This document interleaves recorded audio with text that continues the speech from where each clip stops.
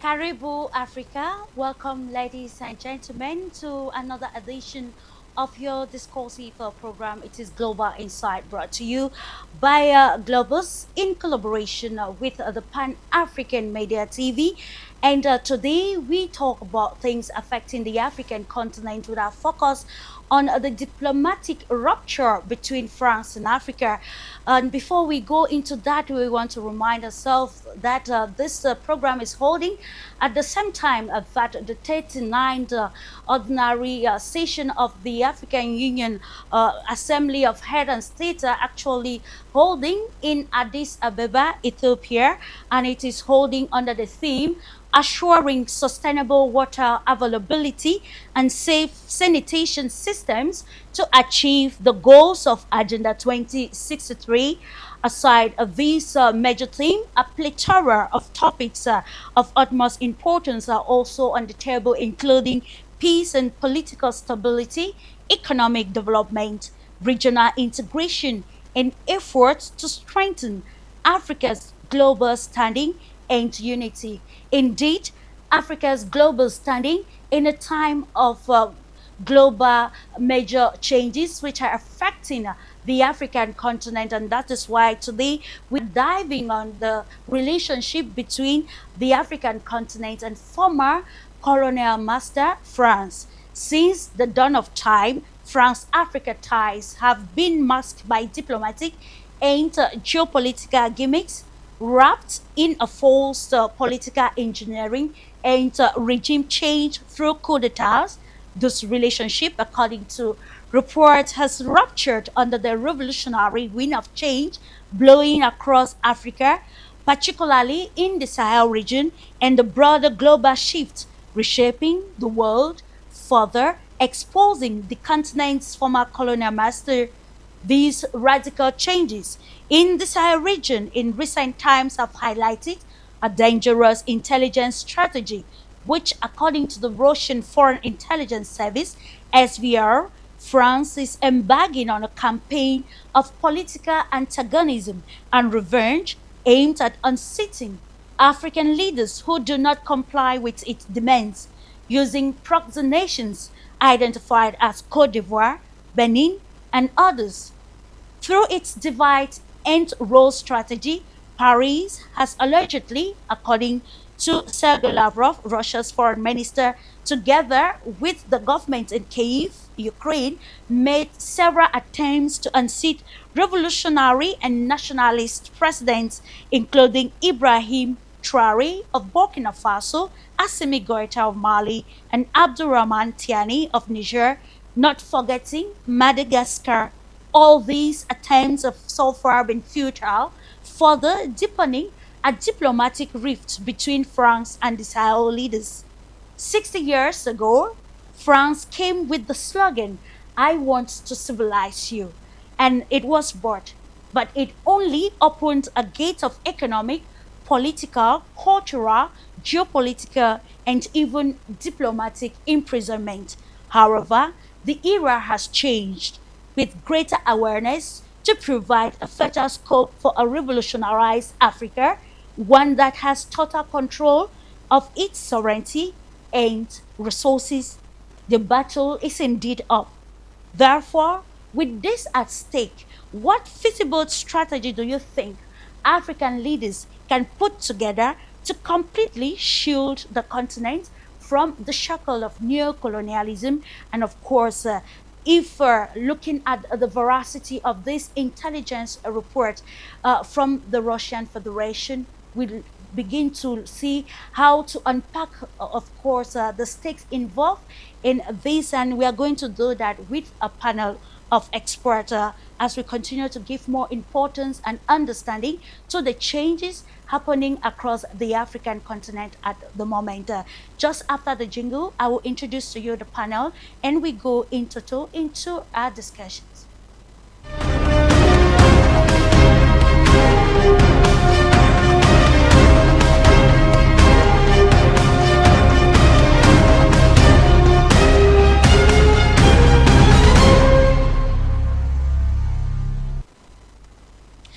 Welcome back. Can we say susceptibility or fragility of Africa-France relationship?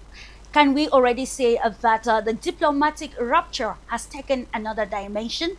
And this is what we are actually understanding and seeing how African leaders and stakeholders can now derive ways to probably avert or prevent the new political antagonism that is coming in disguise using proxenations by the former colonial master to unseat leaders who are seen as revolutionary and having a nationalist sentiment to liberate completely the African continent. Without much ado, we uncover the panel, and with great pleasure, I take you now to Mozambique. Let's welcome Professor Jose Matemolani, who is the researcher and also Africa president, and of course, University Pedagogica Maputo. You are welcome to the program, Professor Jose.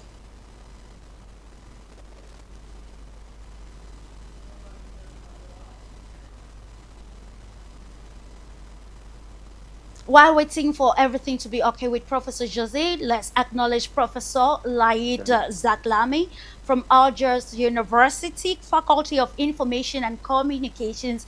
He's joining us from Algeria. You're welcome, Professor Laid. Thank you, Clarisse. Good afternoon to you. Good evening. Good morning. Whatever. Always a pleasure and looking forward.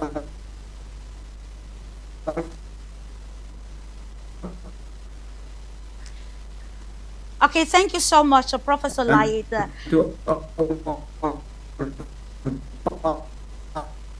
I'm so. I will come to you subsequently as we continue to acknowledge the presence of Dr. Andimba Queni, geopolitics and geostrategic studies expert. He's joining from the United Kingdom. Welcome. Thank you, Clarisse, for having me. Warm greetings to the panelists. Looking forward to having a constructive discussion with you as usual. And we also acknowledge Dr. Ashil Eki, corporate finance expert and CEO, Washington Valuation Group. Always a pleasure, sir. Thank you, Clarisse. Thank you for the invitation. And I want to thank my co-panelists for being here today to discuss this very important subject today. Thank you for the invitation. Appreciate it. It is actually important and timely for the African continent.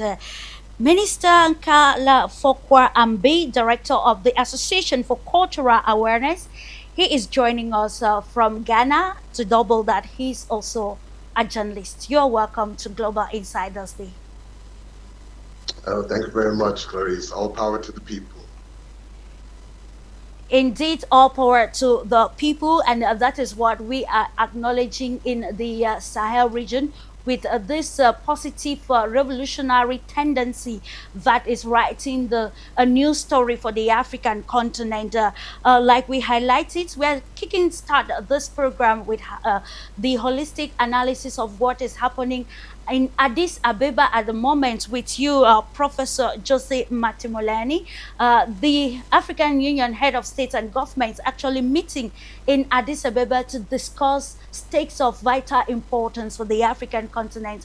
What expectations do you think we can probably await from this summit at a time of greater turbulence and also great changes across the African continent along lines of defending sovereignty at every level? Please, your mic is muted.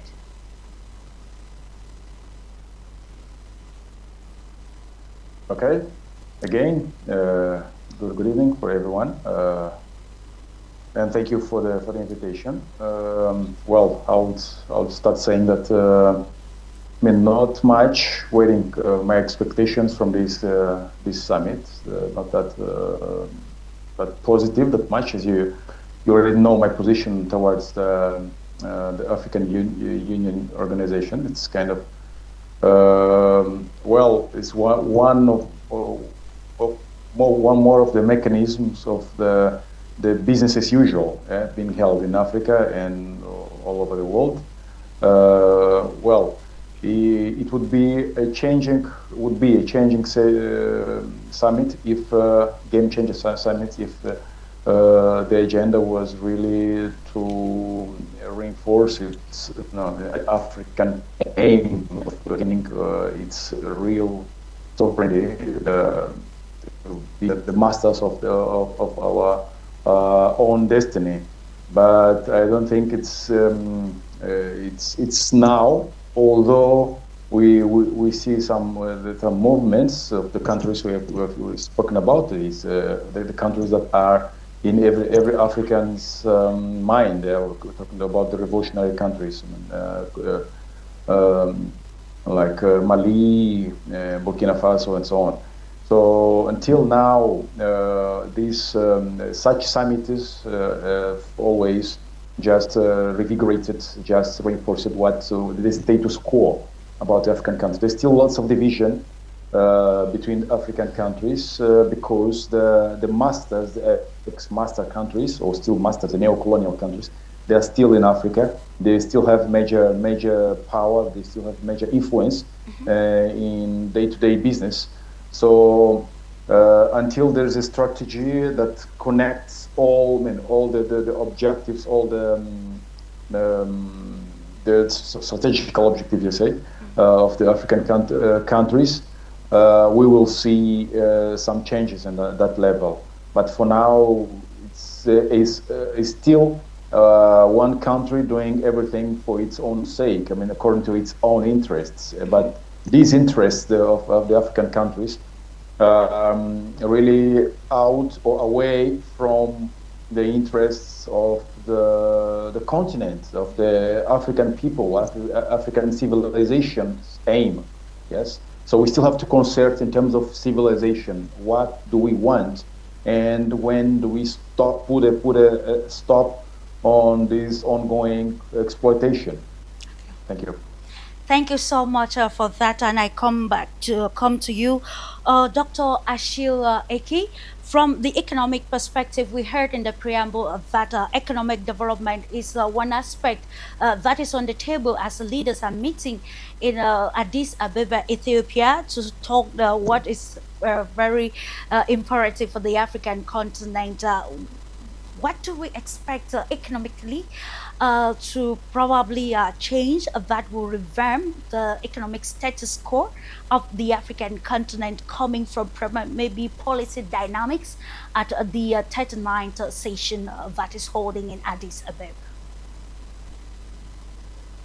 Well, I don't think this is going to be a game changer, this meeting. It's, when we're so accustomed to our leaders meeting, and we can even predict what's going to happen. It's just a gathering that is becoming, over the years, meaningless for the continent. No important decision is being taken.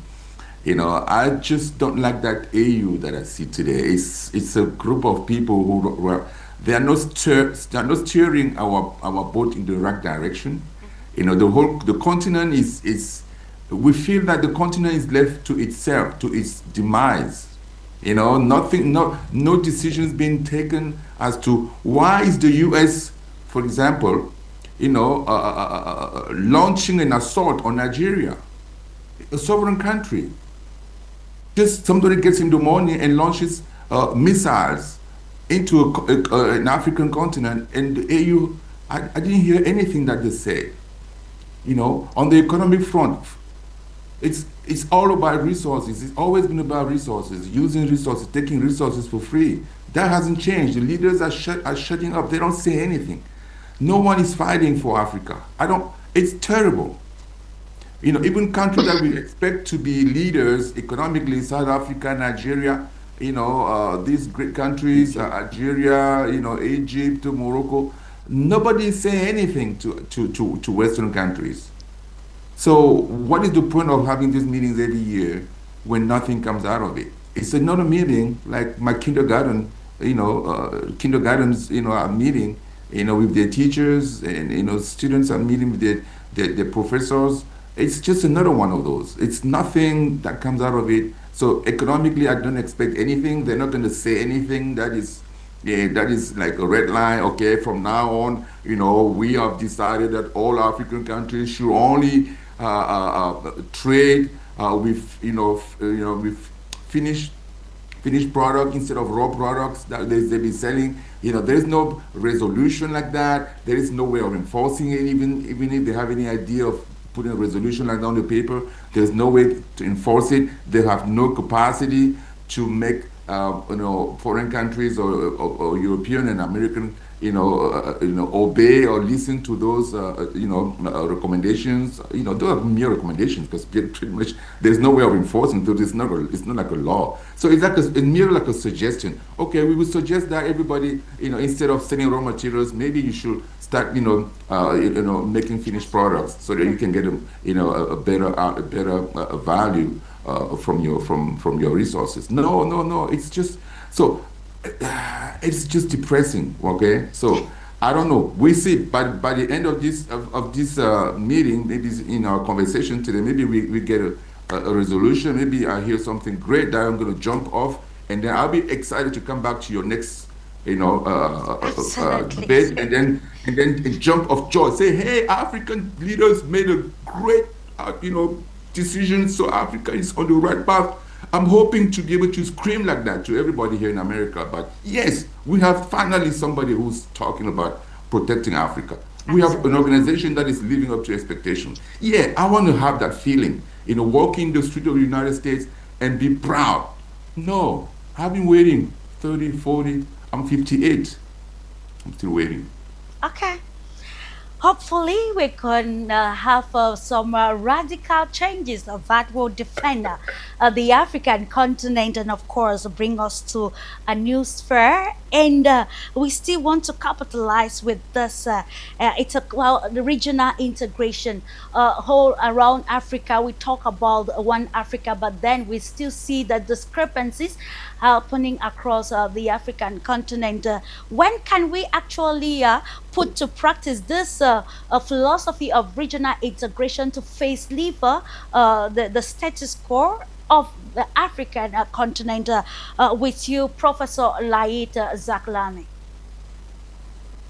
Yes, thank you once again, Clarisse.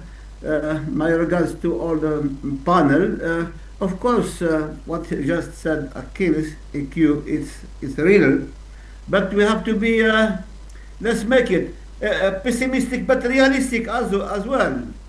Yeah, of course, I understand that Africa is at the crossroad of the world new order, which is, new disorder in the world.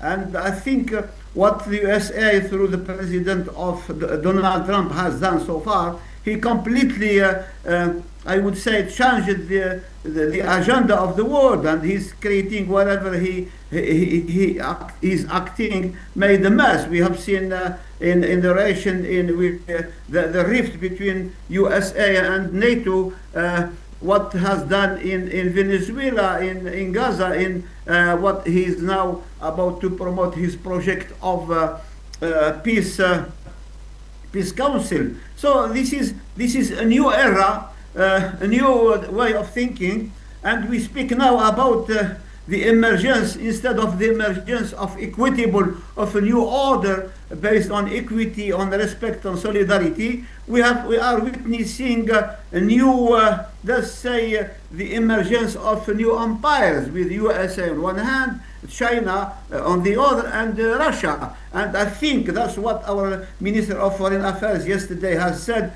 I think there is an urgent need for Africa to catch up with the new situation and to reunite itself and go for and look for to be another, why not, an axis in this world, why not? And this is exactly what is required in front of all these threats and the problems and menace coming from great power. Africa is in urgent need to meet together. You mentioned what happened in Nigeria. Of course, still African Union is vulnerable. Still African Union face had 7 countries which have witnessed or experienced unconstitutional changes. But that is not a reason to be pessimistic or just to do nothing. I think it's the work. I mean, the framework is already settled, and Agenda 2063, the African Free Continental Area.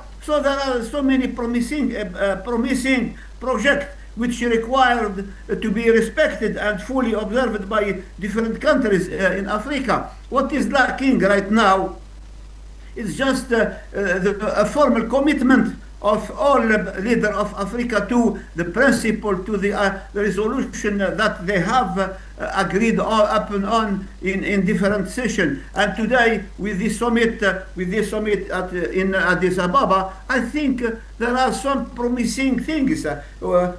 To the Agenda 2063.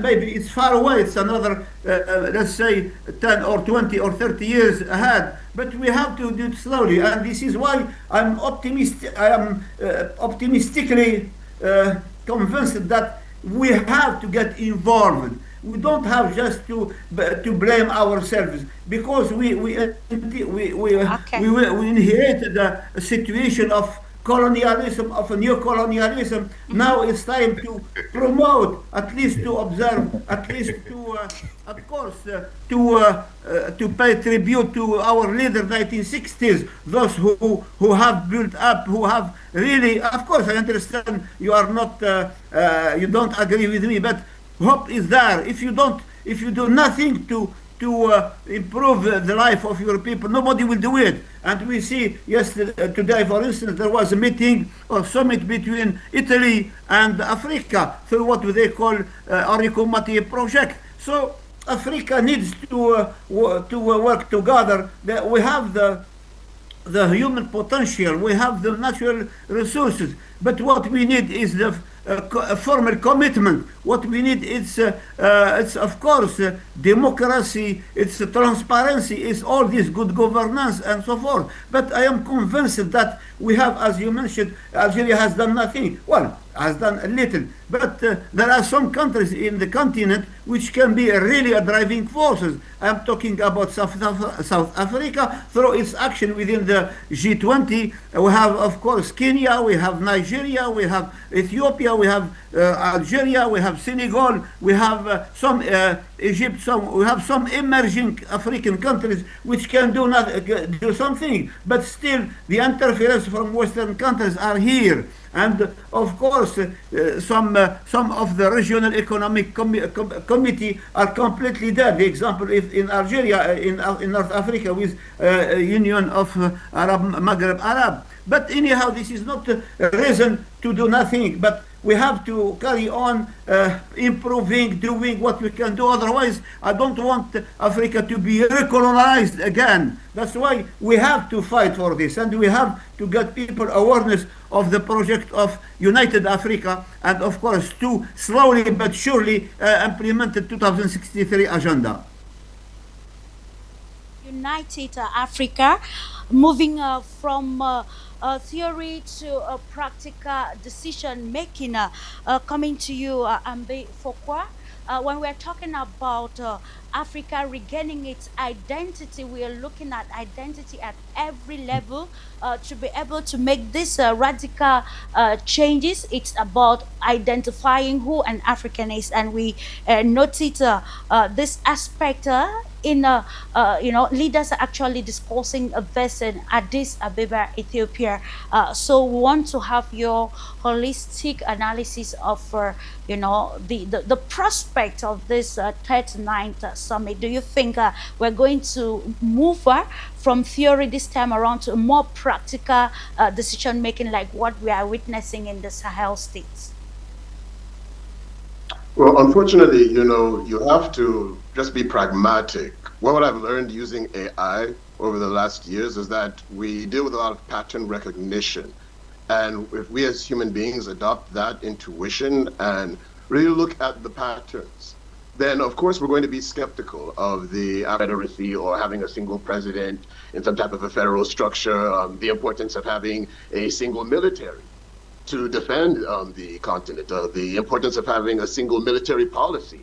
Before, we're complaining that some African countries will take the prerogative to invite foreign military personnel, even to the extent of establishing foreign military bases on their soil, without considering the, violation of, continental integrity that they think creating some form of national security is actually creating. So we haven't progressed to that point yet, and unfortunately, we have some initiatives socially that could move us in that direction. I know that the president of Ghana, President John Mahama, he has been appointed, is it the AU chair for reparations. So that's actually a movement that is working now underground, because we have to be able to constitute a legal argument to present it now internationally in the United Nations to seek not necessarily immediately, people think of reparations, they want to think of funds. But last year in the 2025 Diaspora Summit, the value of reparations also constituting a reversal in the psychology of humanity, essentially. We have a problem where we as Africans, the world educational system is taught from a perspective which is derogatory towards us. The black skin and flesh is given a perception that even the Chinese, in one way or another, came to the continent and adopted some racist values, even though when you watch videos, you see that they can actually identify that it is from Western media and certain institutions that mentality and inferiority complex is created about our people. So if we move socially in that direction, perhaps we look at the initiatives that are available, then I wouldn't want to say that we aren't moving.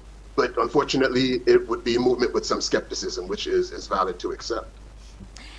Absolutely, moving in a pragmatic manner, not putting Africa in a state of quagmire, but taking decisions that will relate with the realities on the ground. 60 years after, what strategy for the African continent, and of course, how can the African Union review its preamble to make it meet the challenges or the expectations of modern day Africa that is practically evolving? And now, the probably to you, Dr. Andy, we're looking at this other aspect highlighted under the agenda of the 39th AU Summit, the efforts to strengthen Africa's global standing and unity. And this particularly aligns with our topic for discussion this day, because this revolution across Africa, propelling Africa to a new stage, has met with resistance, and that is why we are on today discussing these, political antagonism from a former colonial power that wouldn't want to actually let go its glories from the African continent. So what perspective can we give as to how African leaders, head of state, even policy makers, other stakeholders can ensure that there is this strong unity and standing among Africans in a new world setting? Okay, thank you very much, Clarisse. First of all, I think it's a lot of good news to see that there is a change in the AU leadership structure. Today we have WIYDORVEN. We can't hear you properly. The volume is very low. Please, can you be audible? Okay. So I'm saying that it's a lot of good news that we have a change of leadership of the African Union, as we speak, currently in the event that is going on between 14th and 15th of February. I think we see that President Evariste is taking over as the president of the African Union. No one can hear you, man. You really, it's not good. Dying as you talk, please. Is it better? No one is hearing you. Please, your voice is dying. What kind of mic do you have? Okay. Yeah. Is it better? Okay, yeah, you can go on. Yes. Okay, so hold on one second. I might have to disconnect this. I think while you're fixing that, we just have to continue with the discussions and coming to you subsequently. Now, diving to our topic, the relationship between France and Africa, and of course, having to understand these new revelations about the political antagonism coming from France towards African leaders that are seemingly not the servants anymore. And we start off with you, Professor Jose Matumelani. When diplomacy ruptures, and of course a new strategy sets in, what maybe historical framework regarding this topic can we actually put on the table to ensure clarity as we continue to unpack this new dynamics pertaining France-Africa ties? Well, thank you. Let me say that when you're talking about the ruptures of diplomacy, Sure. I would start saying that actually we have never had such a thing, diplomacy. I mean, African countries have been working, have been acting as I mean, the vassals, let's say so, of the Western country in that diplomacy, so-called diplomacy, because it was diplomacy, it's always diplomacy where, and when the masters, the former colonies, the neo-colonizers have or gain something. When you talk about diplomacy, actually you're talking about partners who are talking, who are dealing, acting, I mean, from the very position, the equal position, at least in terms of respect, yes, in terms of consideration. That's what's not been happening in Africa. And again, going a bit back to Professor Lahir, they're saying that when he says that, okay, we should not sit down doing nothing.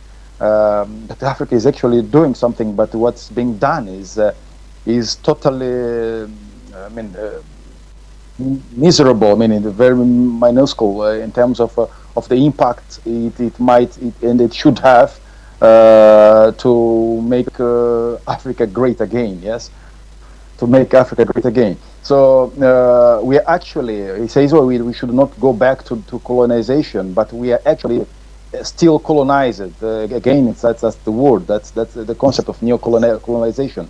That's what's going on, and this new disorder, actually, when everyone is criticizing Trump for what's going on around, I see it as a possibility, as an opportunity, actually, for the African continent, in terms of putting its position, I mean, its mature position for fighting for its own interests. But as we see until now, we haven't grabbed this opportunity. We're still waiting for our masters to lead us, to say what we should do, okay? And again, someone told me that, for example, South Africa wasn't a country; it was a corporation in the hands of the Western countries. I would say that Africa as a whole, Africa globally, I mean, it's a continent of corporations, as we saw. I mean, that's why we still don't have a concerted positioning over all these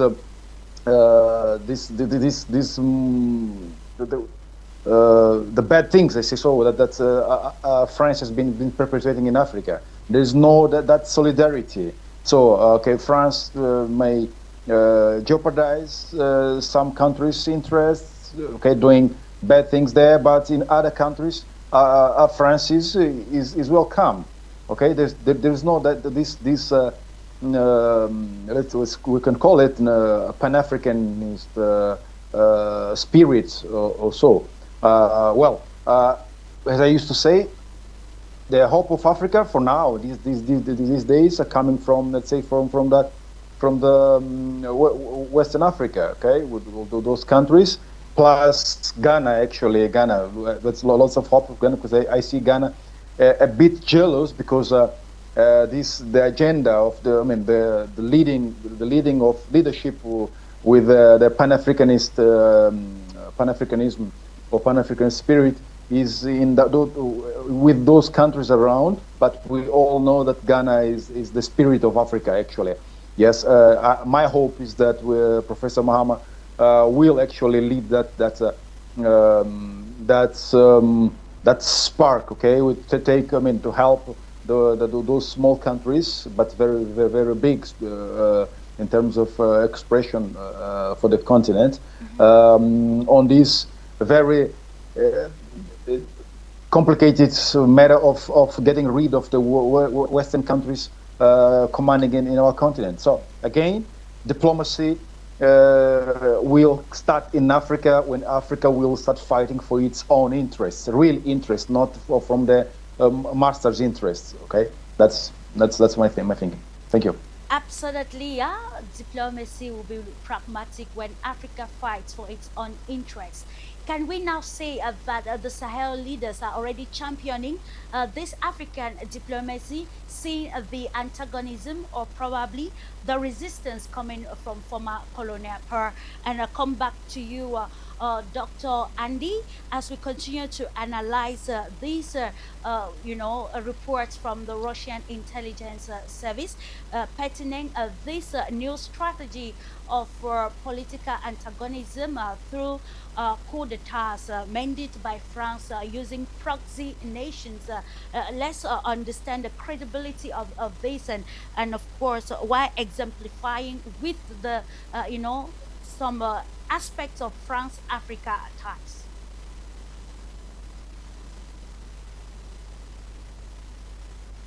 You're muted. Dr. Andy. You're muted. Oh, thank you. Okay. Thank you very much, and sorry for that breaking transmission. I think I had little technical issues from here, but moving straight to the issue, I think that we are experiencing what you might want to call a renaissance, a complete reawakening of the African spirit in terms of the sort of conversations and strategic regional security networks and corporations that we should expect in the 21st century. Poorly, but it's safe to say better late than never. Today we can see voices from within the African ecosystem rising up in resistance against all forms of colonial imperialism, especially from the Sahel region. So we see that effectively from 2021, how military juntas in Mali, Burkina Faso, and Niger have unilaterally terminated defense agreements with Paris and come together to form a sort of regional network for themselves. And we also see how French soldiers were forced to leave the Niger region, previously France's strategic regional hub. So for us as a people, as Africans, I think this is quite commendable. It is a good show of force, all right, to establish certain basic phenomenal positions. And like I always say, the best position to flag off diplomacy is from a position of strength. You cannot deploy any meaningful diplomacy, bilateral or multilateral diplomatic initiatives, and be taken seriously on the international stage if you're coming from a position of weakness. So it is rather offensive than defensive. And for the first time, we see how African nations or nations of the Sahel region are beginning to speak in one voice, being from a single corner of the world. The world is actually listening to Africa for the first time and taking Africa seriously. So if we are going to make any meaningful sense on the international scale, I think that this will be a good point for Africa. And for the rest of the larger African Union, I think this is like an established base for the African Union, larger continental body to adjust itself into. As one of the resolutions from that 39th ordinary sessions, I see what they called a nuclear energy advancement, where there is some sort of partnership between OECD, Nuclear Energy Agency, with the African Commission for Nuclear Energy. All right. So if this is any meaningful thing to go with. I think that it is something that Africans should rise up to support. Africans should rise up to see it come alive. I mean, that what we are having that kind of strategic partnership with the Organization of Economic Development Countries Nuclear Energy Agency, and that of the African Commission for Nuclear Energy. So I think that the outlook, the structure is seemingly great, but the big question is, where is the discipline that will drive the process? Indeed. What Yeah, what is the where is the discipline that will drive the process? Again, I also see other key strategic discussions. For example, the UN Security Council reforms, where there were calls for at least two permanent seats for Africa on the UN Security Council. I mean, like I always say, this could be mere rhetorics, great rhetorics. I mean, but if you are going to go by rhetorics, they'll literally, you would have to literally give a dead man, wake up a dead man and hand him the keys to the vehicle to drive you to an unknown destination, because this is not just about rhetorics. I mean, strategic diplomacy is a combination of uh, willpower and resourcefulness.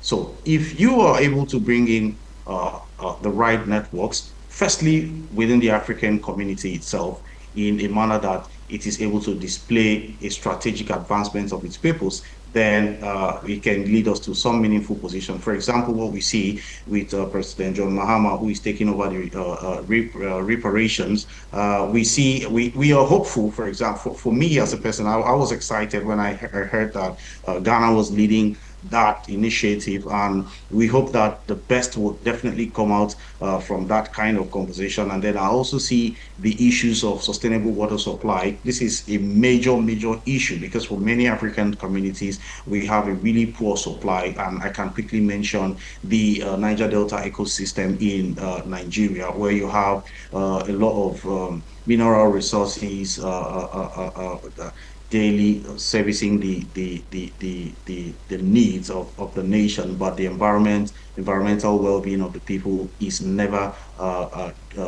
honestly catered for. So Okay. you see how the if you've been to the Niger Delta region, you see the ecosystem, the land, water, and air ecosystem is completely distorted, so that fisher, those who the earth itself is no longer conducive for farming activities. The air, because of the emission of gases, is not actually healthy, and the water ecosystem is even flooded with all manner of petroleum product, making it unhealthy for consumption, even among those who are in the completely rural settlements, who are unable to provide potable drinking water for themselves. So these are real issues, and economic issues form the basis of any true and meaningful diplomacy, because diplomacy should circulate, should revolve around the well-being of the people. That is what we mean by citizens diplomacy, deploying the well-being of the people as a basis for any foreign policy engagement. When that Absolutely. becomes the framework, then you can be able to access yourself as a government, as a region, to say, okay, this was our strategic efforts within this period of time, and the economic indices are showing that the We should be rounding off, please.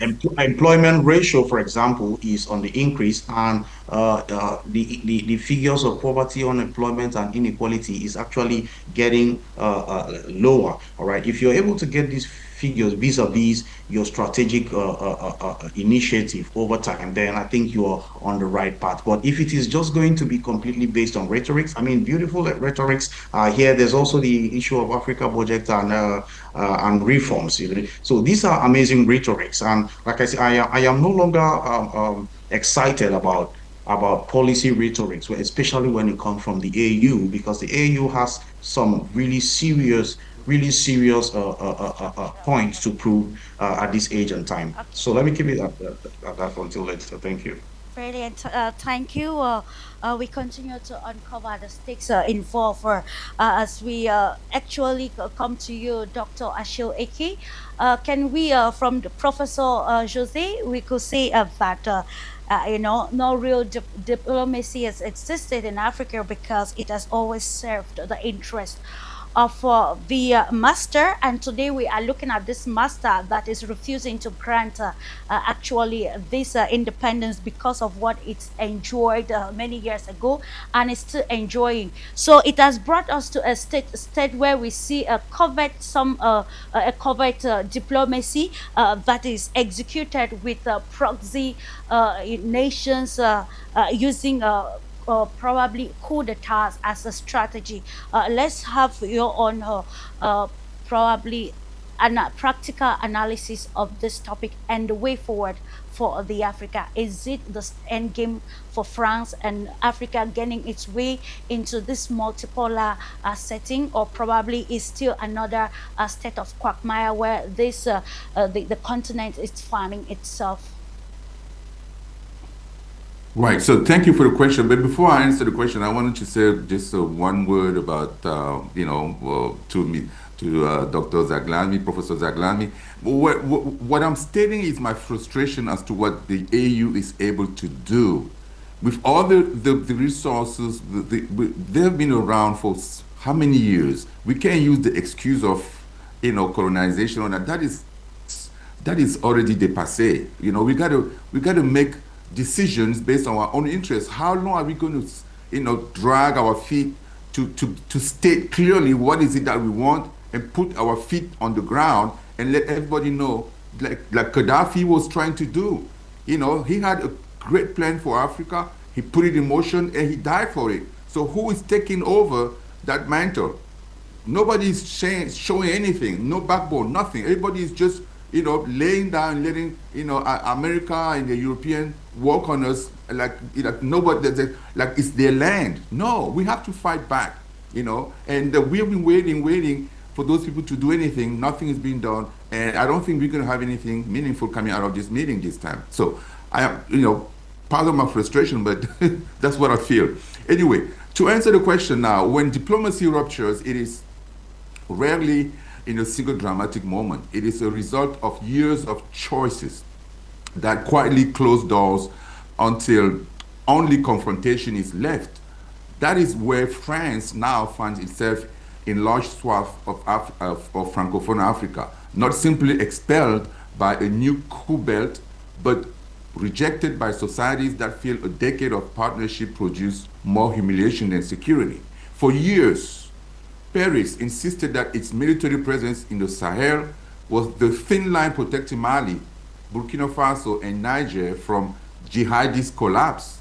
Operation Barkhane deployed thousands of soldiers, cost billions, and yet watch violence spread from northern Mali to the heartlands of Burkina and the borderlands of Niger.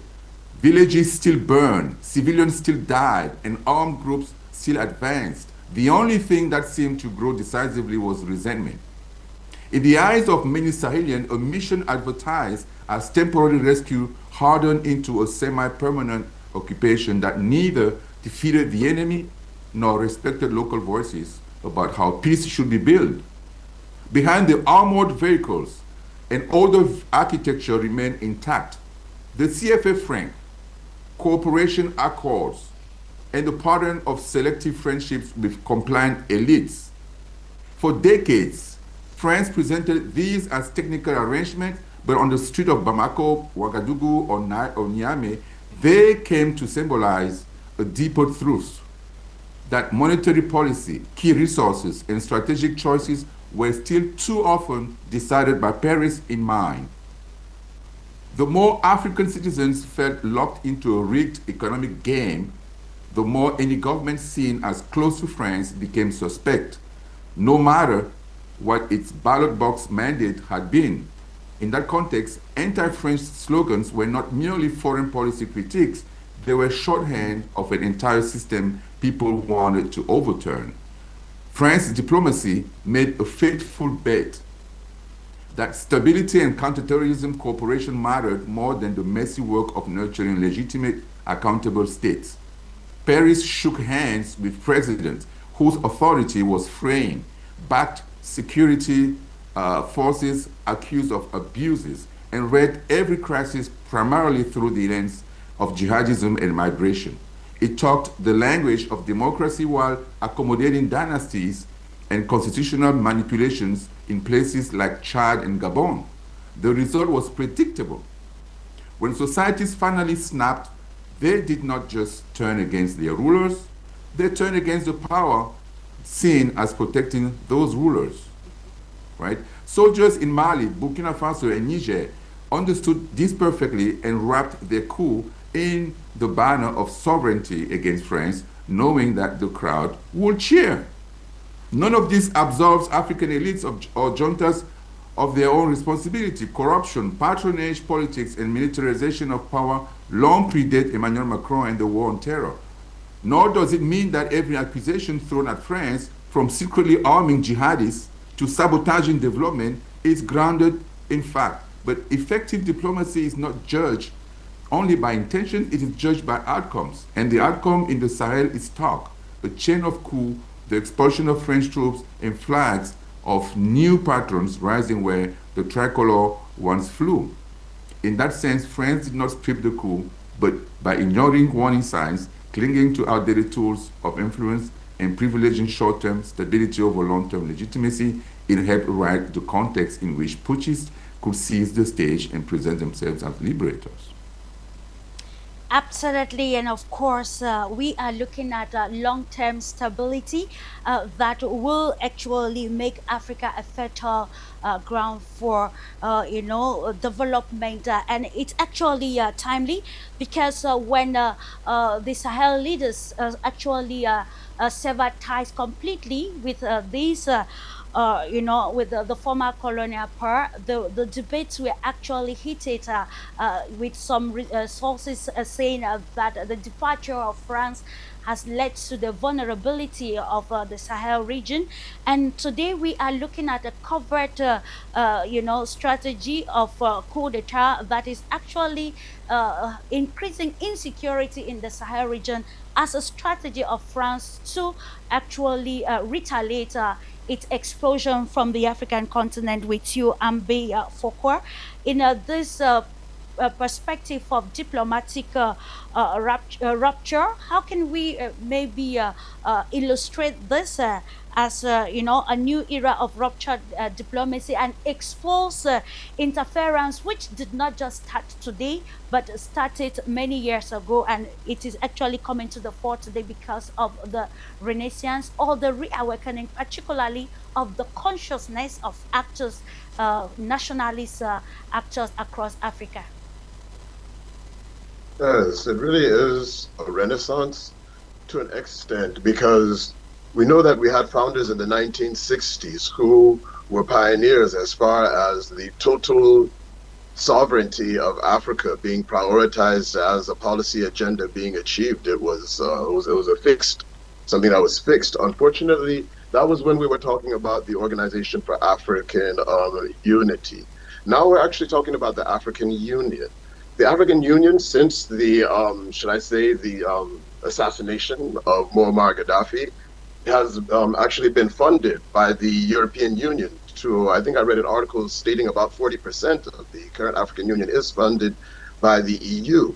So, and you look at the background of the infrastructure, and you see that it's shifted away from prioritizing any African development which would not tie to the original colonial policies. And you see the IMF easily getting involved in countries and things of this nature. There's no desire to establish a common currency, which is what we at last understood that Muammar Gaddafi was even brought down because of the was it the intention to form the gold dinar and then formulate the basis of what is actually going on now, which is shifting the world economy. China's buying up gold because they've realized that using the US dollars, after having about 300 billion of Russia's dollars in American reserves frozen, you have to create a system where you have basic currency. What was original currency? Original currency was precious metals.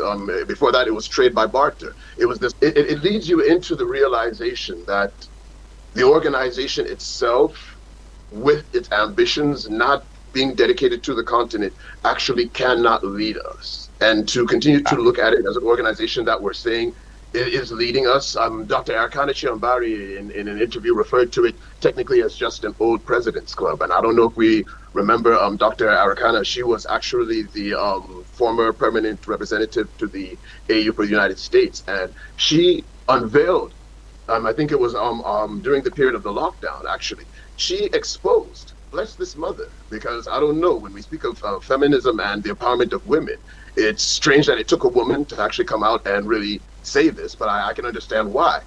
When you see that a country like Niger was being forced to sell uranium at 80 cents on the dollar, meanwhile it was being bought at anywhere from $150 to $220, and then this moved, let's stop calling it a military junta.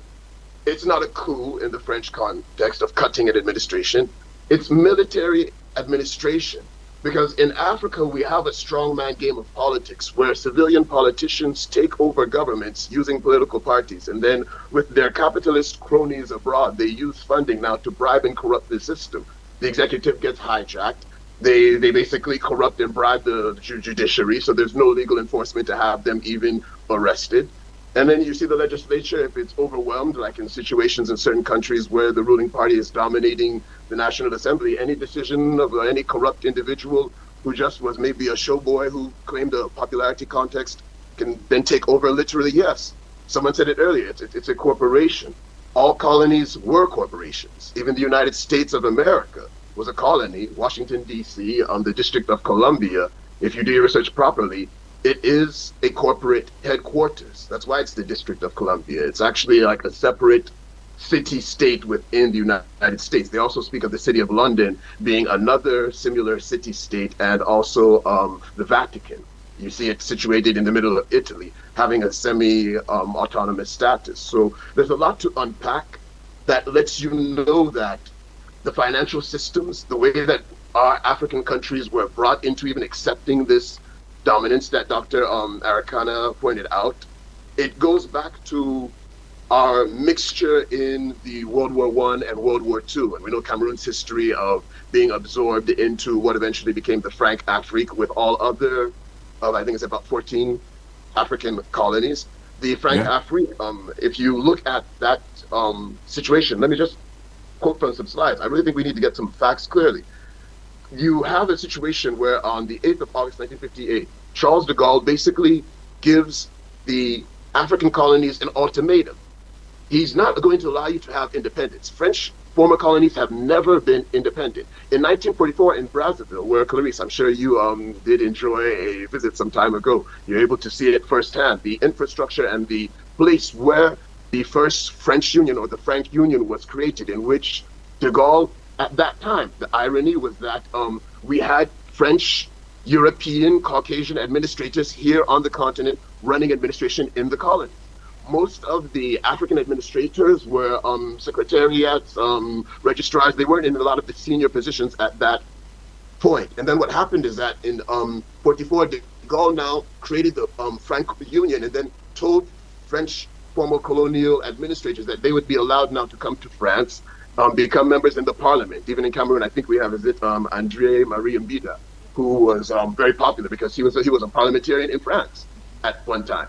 And by creating this relationship, they made a mentality amongst the French administrators, the politicians, that they were évolus, that they were somehow more evolved than the average African, because in the French colonial policy, they created a mentality through the Jesuitism in the schools that we were not considered civilized, that it was the burden of the French man, the English man, Jules Ferry. They have whole essays that they wrote about this, that claimed that we could not actually successfully govern ourselves in a post-administration. So it was their burden to come and civilize us and colonize us. Bring us now to the problem that after 1944, these Caucasian administrators accepted this pact and theory and then handed it over in 1958. Because you see with 44, that means we're already after World War II. So you see us transitioning to 1958 with this pact in which he gives this alternative that you're going to have independence, and it's going to be within this Franc-Afrique community. And you're going to use the CFA currency, which is actually established as a means to pay the colonial debt back to France. Now you have two countries, Guinea-Conakry and Togo, which opted for immediate independence. Actually, if you look at the history, you see that the president of Togo, I think it was Sylvanus Olympio, he was willing to actually create a currency for his country and then said he would pay the debt back. And we know that that was the very first coup, if I'm not mistaken, that happened in, and I'm going to say coup in the context of the French using internal administration to destabilize a country that is trying to now become progressive. This is how far back this goes. He gave the former French countries about 11 points that Dr. Arcana landed on, which actually, we want to talk about the African Union, they fired her because she made this outing. She pointed out, incidentally, that because of the 1958 Franc-Afrique arrangement, de Gaulle established a situation where France was now going to have first choice on our mineral resources, which is what you see AES now had to create a conflict over, which when they were now being forced to sell uranium to France for that price, they now realized that they had to remove the president, Mohamed Bazoum, and he was charged as being a domestic threat to the state. Because if a civilian politician begins to actually sell the resources of the country intentionally to a foreign state at the national detriment of the country, yes, this is a threat to the state. And I think that now Africans, we have evolved to a position where, I mean, our military administrations, Ghana passed through J.J. Rawlings, Nigeria passed through Zimbabwe. Let's call it a spade and not beat around the bush. Absolutely. The Renaissance is requiring this dimension because that is just how our transition in our continent is going to evolve. And I think I'll just go ahead and land there. It was a lot to unpack, but I think I've really situated the conflict of what we're in, because AES is just representing a pushback on the Franc-Afrique. They have to get to the point where they have stopped using the CFA currency, when they've pulled themselves totally out of that, which I'm aware they're working on, which is why they've seized certain mines which were defaulted on taxes and are now working on using the gold and the currency to create a balanced currency for the country. So things are evolving, but we shouldn't think it's going to happen overnight. We're calling 58, we're calling 1944. We can go back as far as 1844 with the partition. It's taken them over 100, 200 years to set up this structure, and from 1960, with their coups against our leadership and us now doing military administrations to resettle, it's not going to be easy, but there is progress with some skepticism. Absolutely, there is progress, and it's not going to be easy. Like the president of Burkina Faso stated that it is actually a decisive moment which we need to stand firm to propel Africa to the position. Coming back to you, Professor Laid, we are looking at the narratives, and from all the preliminary statements or analysis which have been presented, we can already be seeing a veracity into the intelligence report presented by the Russian Federation that presents us now in a covert style diplomacy by the former colonial master of France, using proxy nations from the aspect of maybe perspective of a communicator, because narratives are actually putting many Africans who do not understand the stakes of the continent in some sort of a state of confusion as to the veracity of a report like this. So how do you read this recent development pertaining France's covert strategy to, I don't know if we should put it in quotes, to punish African leaders that have become so radicalized for the benefits of their respective nations and regions? But what I want to say, colonial powers which were kicked out of Africa, I don't think they are pleased with the result. And what happened, and particularly in the West African countries, with the French presence as a colonial power, it has been kicked out of this part of Africa. Well, of course, because now they are badly in need of the uranium, of the mineral resources in that part of Africa for their own industry. And equally, we have to accept equally, some of political elite in those countries have been corrupted for that. And of course, we have to understand, we have countries like Mali, like Niger, like of course, Burkina Faso and so forth. These countries are very rich. Their ground are very rich, but people are very poor. Why? Because those who were governing these countries, they have been corrupted, and they have their own account bank in France, particularly. They have. So what they did, they are helping one way or the other France to colonize their own country. But I understand right now. People on the ground should fight, should complain, should of course protest against any form of colonialism, whether it's a political neo-colonialism or cultural or any kind of colonialism. And I spoke earlier about we have now in the continent 7 countries which have their own and which experienced 7 I will say unconstitutional change. What the African Union done for these people, for these countries, they just frozen their membership. Is it enough? I said earlier in a previous webinar, I said at that time we have an African standby force which can be involved, intervene by force of the law and decision by the African Union, as now what happened in United Nations and Chapter 5 when the USA and United Nations intervened in Iraq or in Libya. So again, here we have to the African leader, when they agreed on multiple resolution, they should use the diplomacy, but equally they should use the force. Otherwise, it's meaningless. And the leadership of African Union has failed so far to implement their decision, their resolution. Now, the role of France in this part of Africa, well, of course, they keep their own network of African leaders. They have their own network of people. It happens now in Algeria, as a matter of fact. The relation between Algeria and Morocco and France is completely very severe and tense. Why? Because France not only created some kind of rift between Algeria and Morocco, and they choose in Morocco, and they support Morocco in its annexation of Western Sahara, and they accept what they call the autonomous project, and also they recognize the Moroccanity of Western Sahara.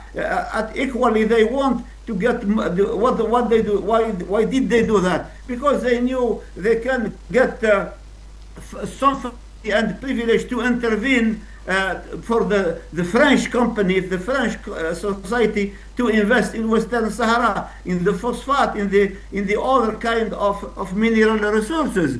So they do it one way or the other. Now what happened? France has been kicked out from some Western countries. Now they are coming back by the back door of Morocco, and this is exactly what happened. So here again, African Union should be firm in its resolution and its decision, and they should imply or implement severe, strict rules to be obeyed by all members of the African Union. We see now today, for instance, of course, yesterday and today, we have different mechanisms, like the one of African mechanism for peer review. This is a very good framework. We should accept it. But of course, because it concerns the assessment of governance, of credibility, of social justice, and so forth. So to sum up, African Union has its own, let's say, political framework. What is required now? It's to regain or to implement what they decided and to reconquer its own dignity and its own independence. They should use the force. Of course, we first privilege the force of law. But if the law is not respected, we should think of another way of implementing the resolution of the solution. Right now, we have there is a committee at the African Union level. They are working on APSA, which is the African Peace and Security Architecture. They are reviewing all this concept in terms of efficiency, in terms of success and so forth. Also, besides this one, we have also the African Governance Authority, how to make African government more reliable, more efficient, more interactive, more transparent. So efforts are made by the African countries. But still, we have crisis, tribal, I feud, regional problem between different countries, conflict of more of this conflict is about how to seize power. Indeed, and it brings us to the juncture where we have a desperation of a declining power and a covert approach to, bring itself again into the continent, probably still keeping alive the master servant a philosophy which practically is no longer fit for a multipolar society where Africa's voice has been resonating at every level.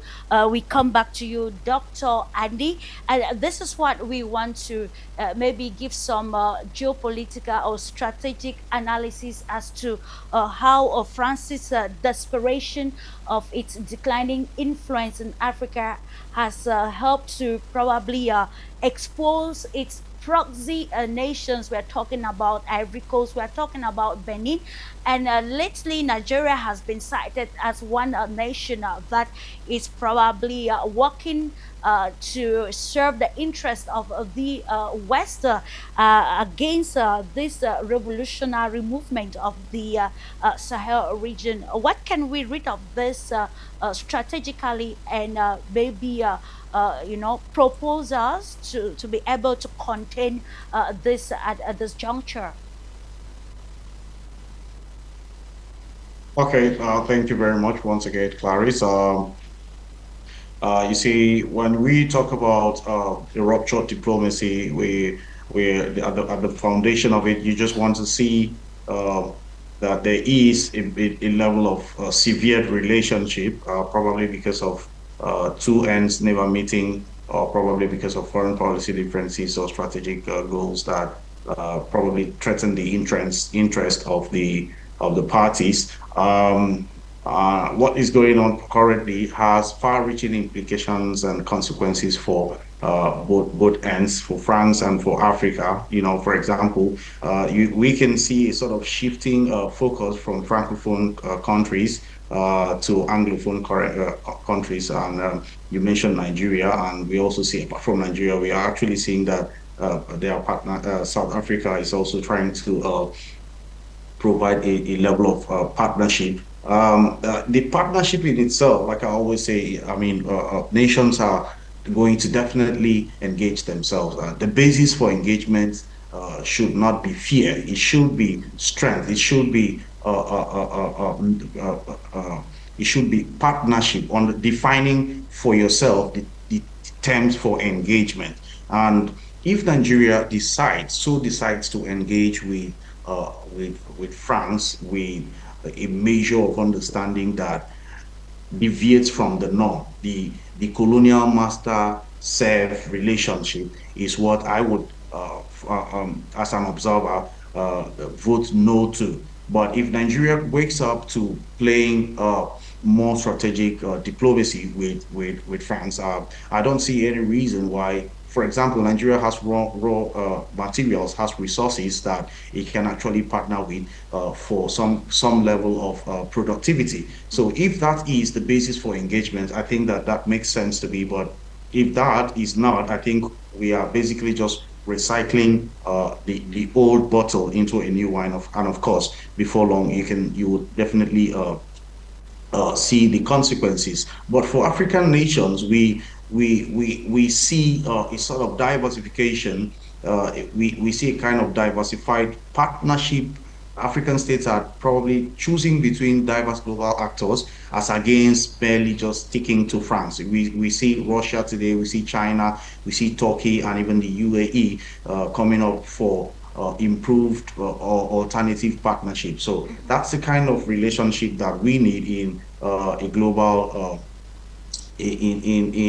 in a multilateral world, right, where relationships should be optional and with whomever you so please, based on predefined terms that meet your own national objectives. This could not have been possible, but today we are having it because of the pull out of francophone countries, majorly the Sahel countries, that have decided to define new objective, new partners.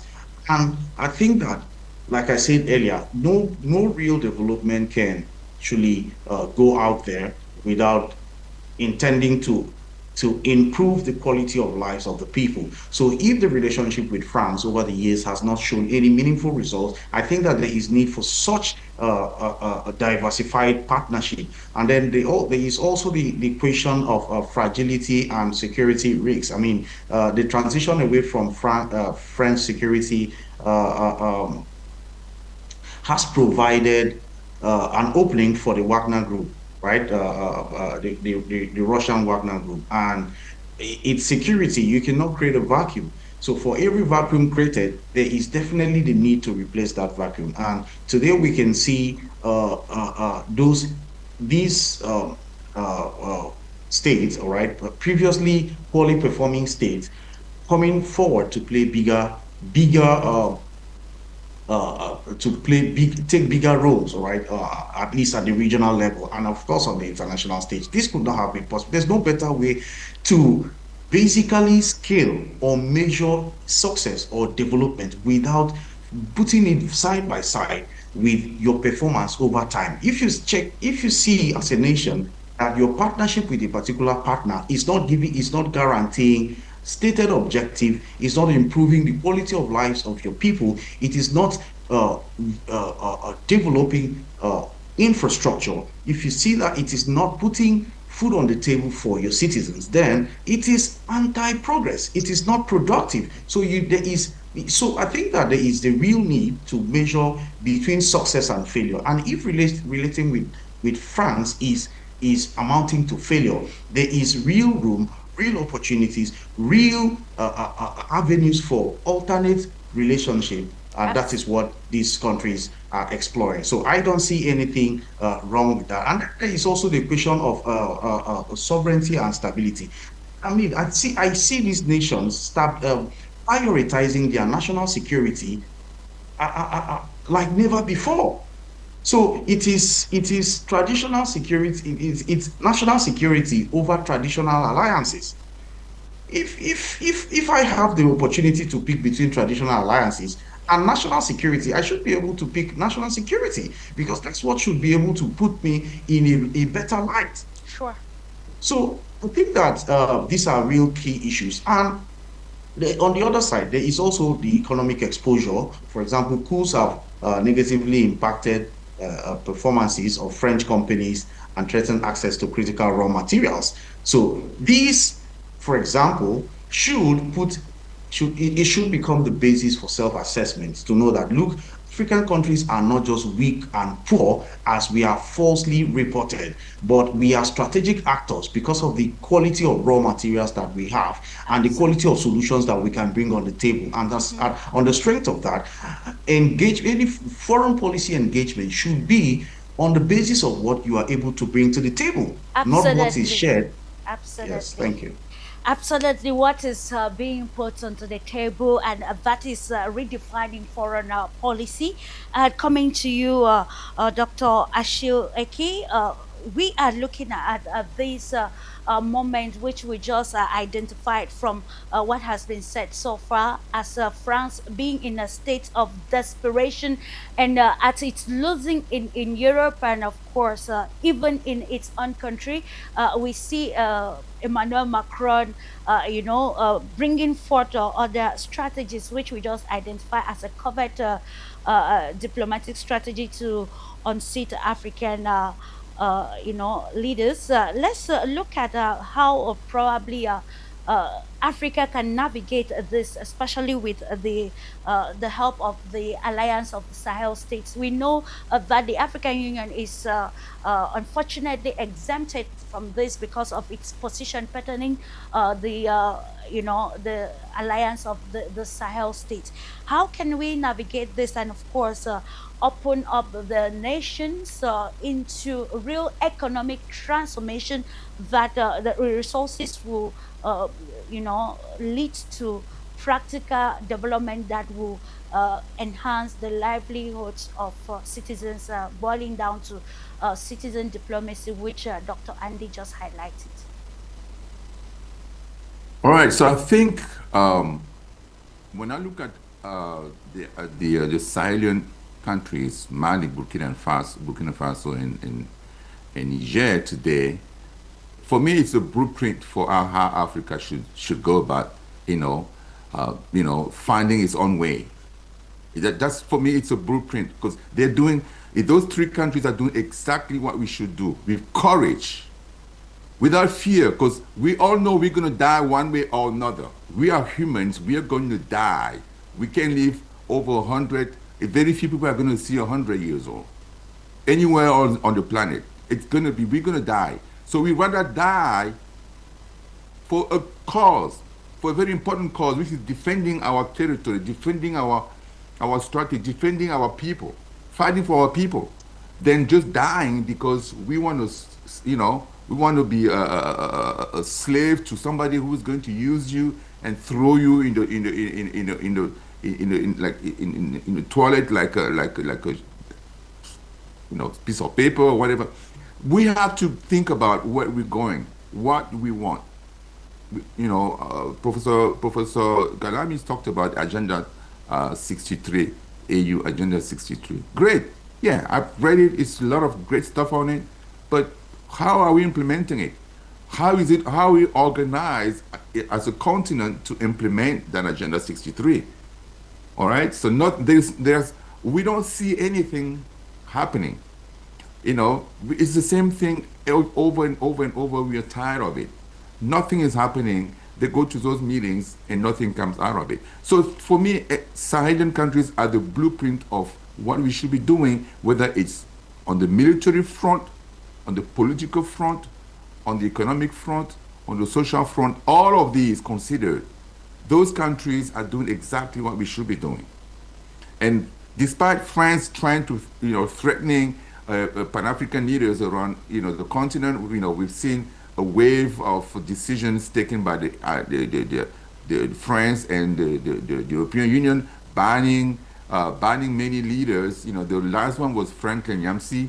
The last one that was banned from any of any activity, any monetary activity, or whether receiving money or doing any work to get some money. France has banned Frank Kenyamsi, who is a Cameroonian or a French guy who's been on many social media, talking about defending Pan-Africanism, talking about what France is doing that is hurting the continent, and then advising what African leaders should do to fight against that. So France didn't like it. They did the same thing to many others, like other people that are doing the same thing. And so Pan-Africanism is becoming a huge issue in France today, as they're trying to get to come back to Africa by force. We don't like them, and we don't like the way they behave. No, we have nothing against the French people per se, the people in France per se. They are suffering. They are just a victim as we are. But that group of leaders in France that has that old colonial mindset, they see Africans as, places where they have to go and, take whatever we have for themselves, not even for France, just for themselves, to enrich themselves and enjoy for their own personal interests. So we have been fighting that, and people have been denouncing that for years. And, European unions and France, they're teaming together to try to threaten us, to scare people from fighting, but that's not going to happen. So what Mali and Burkina and Niger are doing is exactly denouncing what France is doing. The last denunciation was President Tani of Niger, who had an interview a couple of days ago or yesterday, I believe. I don't know. We have different time zones here. So, and then he again blasted France and his proxies, Benin and Ivory Coast, for trying to topple his government. And this is in line with what Foreign Minister Lavrov said, in his interview about what France is trying to do, and the what is that? The SVP, what is the name? The Russian intelligence agency. They all say the same thing, but we already know that because some French military guy already said that on TV a long time ago. I think a couple of years ago, maybe a year ago. He went on TV, a military French guy who said that now that they have kicked France out of Niger, it's going to be easy for France to come and topple those government by any means necessary. So we were already aware. So all those leaders are aware of those plans. And what Sergei Lavrov is saying is just putting out there again from their own sources. They probably intercepted conversations or things like that they say they're sharing with leaders so that we know what plans. And then France denying that doesn't mean a thing. That's just classic denial. But it's something that we are accustomed to. So I think what we should be doing, to answer your question, Clarisse, as a continent, is to denounce colonialism, neocolonialism. Say, tell those countries that they have to be prepared for reparation for what they did to us as people, for the past 400 or 700 years. Slavery, colonization, no colonization. They have to be prepared for those reparations. That's going to happen. It's not a matter of if it's going to happen. It's a matter of when that's going to happen. So we have to be clear to those people. Now, they're contributing 40% to our budget. Great. They can take those 40% and go use them for their own people. We are going to find ways to finance our own organization. Absolutely. We have to finance our organizations 100%. No foreign money should be, should be funding the organizations of the African Union organizations and other organizations that we have on the continent. We should be funding those organizations ourselves. And then, implementing the decisions that we take sovereignly. It doesn't matter whether it pleases them or not, because we are still in the mental state that we have to please our colonizer, otherwise they're going to cut funding, they're going to do this, they're going to do that. Listen, the Sahelian people are showing us what to do. They don't care if France is trying to cut their funding. They already did that. They did embargo on medications, on all kind of stuff, food, money, medical equipment, anything. They did everything that you can imagine to those three countries, but they are still surviving. They're resistant. They're strong. So we should this is why African Union, I think they changed their mind. Even European Union also decided to recognize, those Sahelian countries as a confederation now. And African Union also declared that they're going to change the way they behave towards them. So this is a slow process. It's been, acknowledged today. And I think it's going to be definitely a blueprint for all the whole continent to use, to unite and fight back and then gain our autonomy, which is the condition for us to be able to develop. Yes.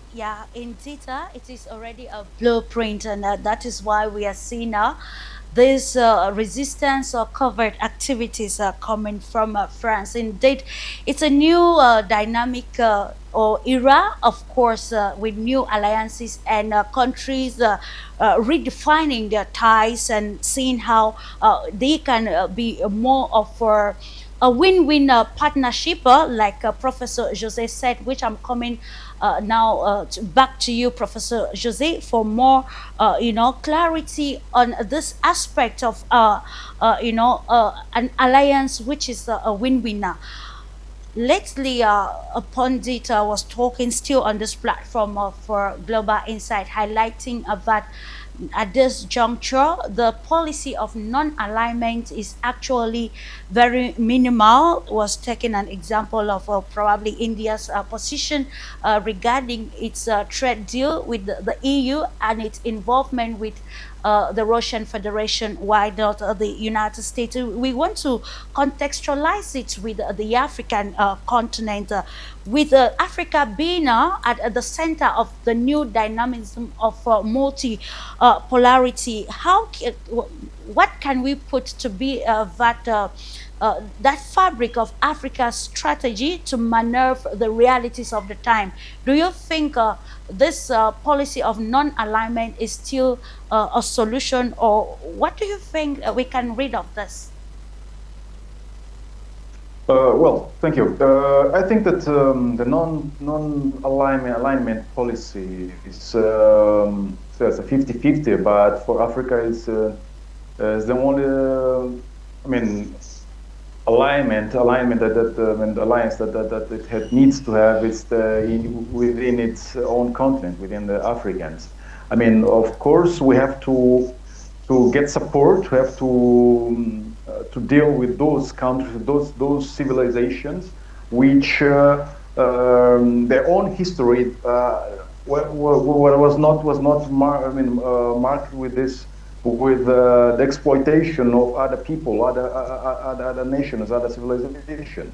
I mean, all those, those civilizations, countries, they fight for their own interests, their genuine interests, but at the same time, they don't put as a priority to exploit, to take advantage from other countries, other continents like Africa. So for me, I think that the African Union should set something like a sort of red lines for in terms of African sovereignty. And I would point out in this matter the issue of the mineral resource, natural resources.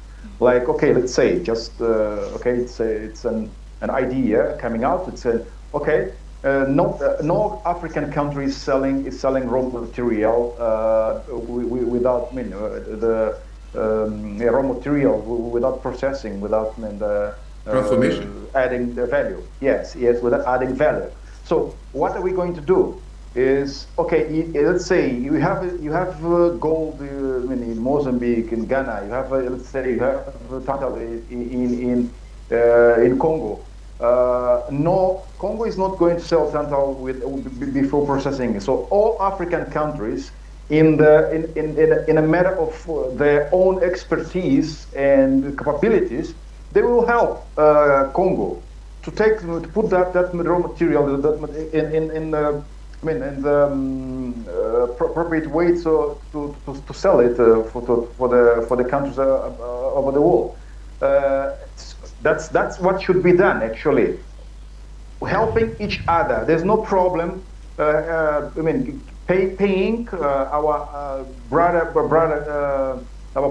African countries for exploiting for exploring together our own African resource, so that these resources can be put on the world market in a fair price. But what's happening now is that, okay, everyone is talking about sovereignty, but we forget, the African Union forgets to talk about the African sovereignty, and it must be gradually being achieved. So what steps are being done? So there must be a master plan, okay?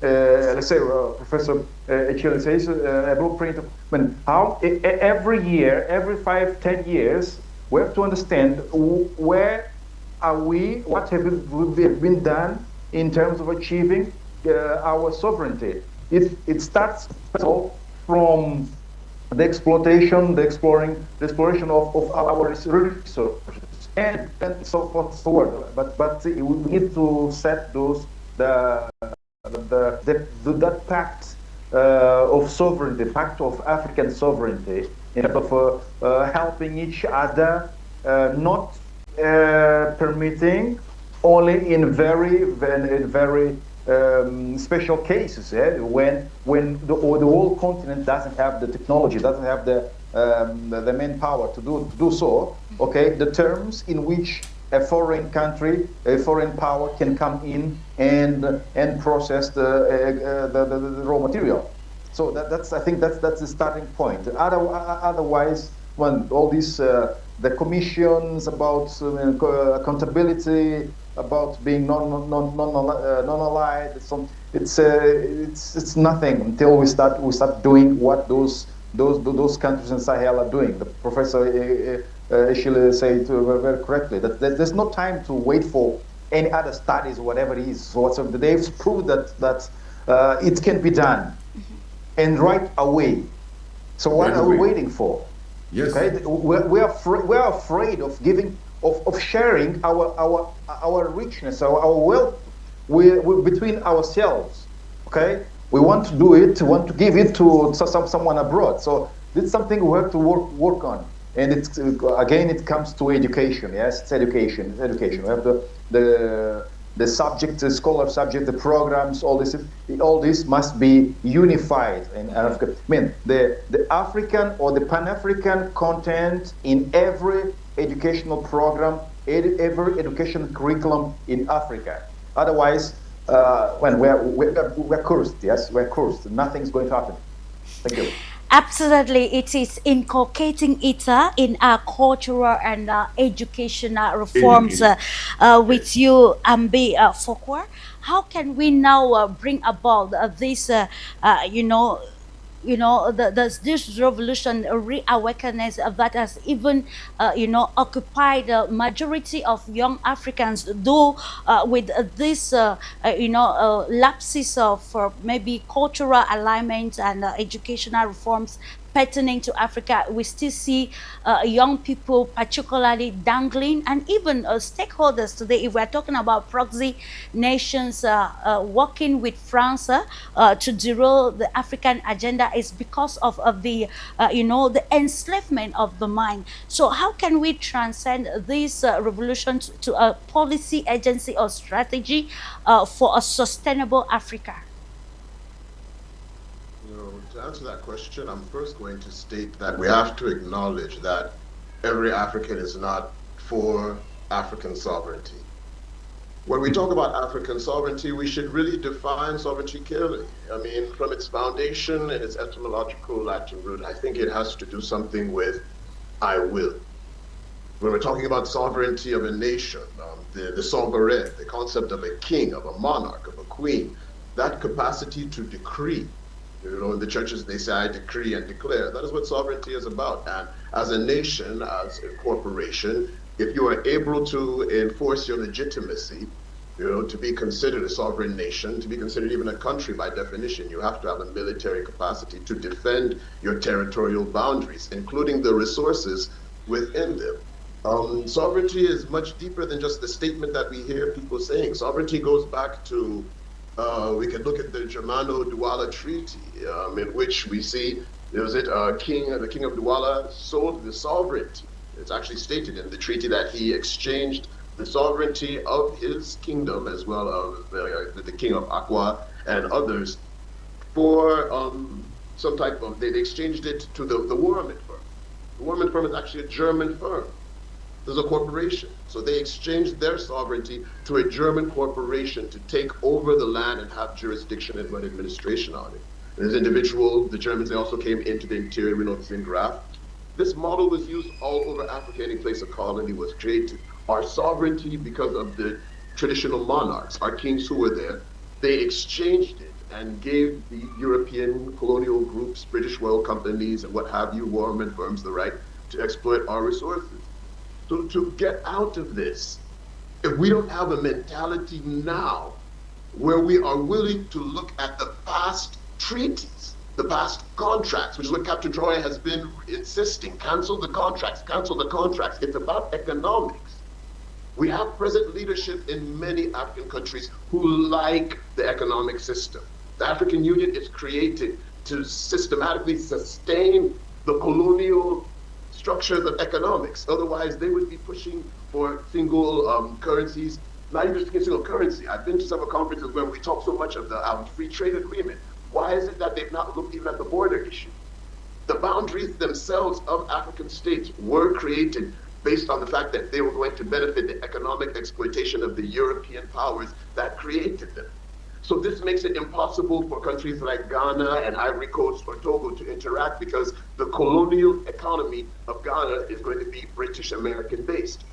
Togo, Ivory Coast, Cameroon, the other French, it'll be French based. How do you now, being an original nation, you're not even a Cameroonian or Ghanaian or Ivorian.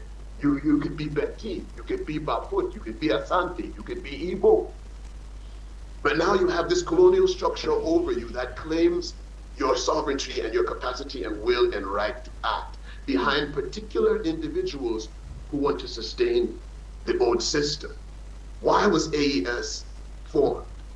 The alliance system came out because when they decided to remove Mohamed Bazoum, it was President Tinubu of Nigeria who I think it should have been, what should I say, the impetus of President Macron, because we should not forget that there was something about a Niger, European Union gas pipeline that was supposed to pass around that time, which Tinubu, as acting AU chairman, that was a contract that he was supposed to supervise. In Africa, I'm going to say, allegedly, surely he has his kickbacks that make this so personal to him.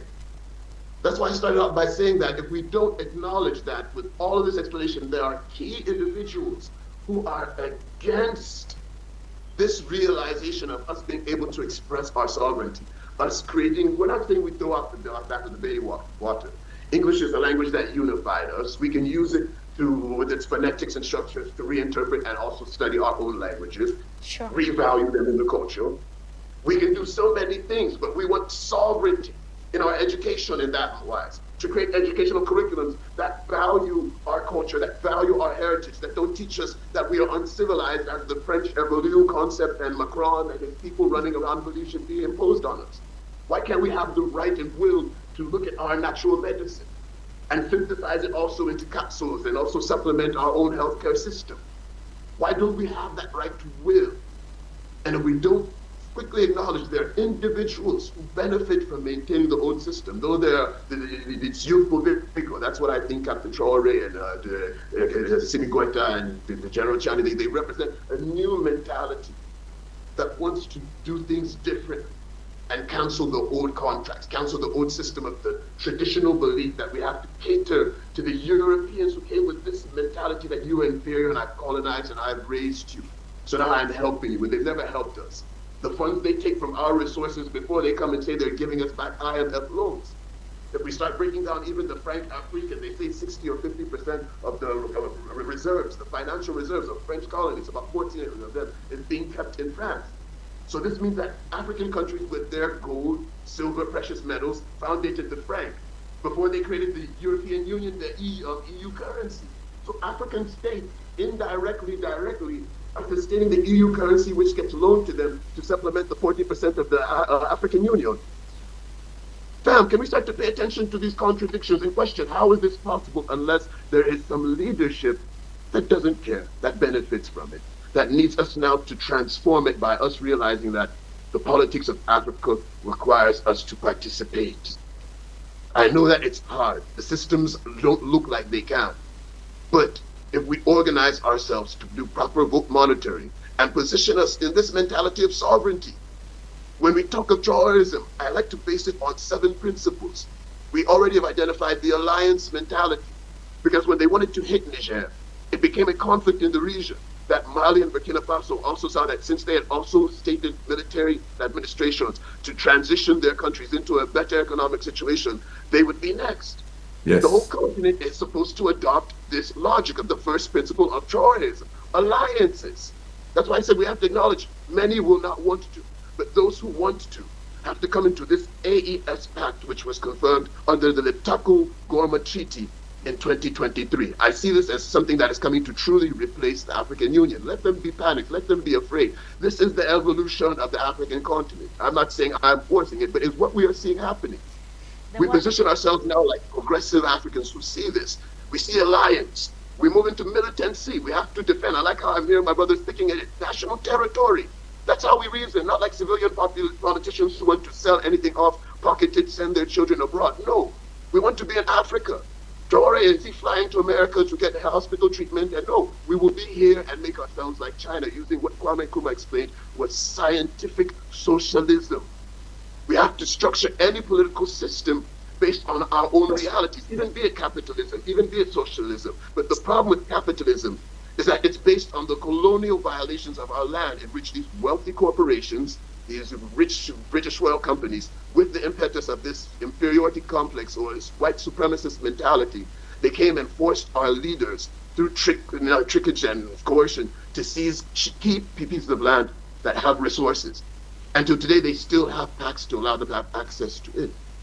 So until those structures are dismantled, we will always be indirectly funding our own demise. And the mentality now is changing. Rapidly, the next generation, I see it 5, 10, 20 years, when they think of 2063, that's 37 years. They're not serious. These are our fathers. It's unfortunate, with a lot of respect that we have in our African culture for tradition and respect for the elderly. They've made mistakes, which is why we have to respect Dr. Arikana. Our mother worked with the AU, and she saw it, and she declared it. They're letting France loot us. If we don't reverse all of these things and take our sovereignty back, controlling our economics at last, especially, take the mines back. If they default on any taxation, take it back. How did you acquire this wealth in the first place? You hear Julius Malema always complaining this. How did you get the land in the first place? It was by bloodshed. If we are in a system where there's rule of law today, let's put the legal situations of the past in the context of today. Let's not say that there is this legal concept that they say past the statute of limitations and things. No. Violations now, which we have not allowed these Western nations to have the wealth that they have, right down to even chocolate. If they never looted us in the first place, how could they have it now? So we want to regulate our system in such a way that the price it should be sold internationally, which China will pay, which Russia is willing to pay, will also be paid by the West, and we'll get out of this slump. Our sovereignty will be expressed gradually. Absolutely. Alliance, militancy, sovereignty, technology, culture, economy, and spiritology, taking our consciousness back. And I see we are rising through Traoreism. That is how we will rise. In data, we are going to Yes. rise intentionally. Wonderful, And this is, of course, when we I look love at it. this Yeah. diplomacy, we are saying now that diplomacy, of course, is the game of interest, and of course, the one that gives importance to the strongest voice in terms of the economic standing and security standing, as among other aspects. So as we are almost culminating with this program with you, Professor Laid, we want to ask what is the African fabric in terms of its strategy to be able to, materialize and make it more and bring about pragmatism in the policy agenda for the African continent, championed by the revolutionary leaders that we see today.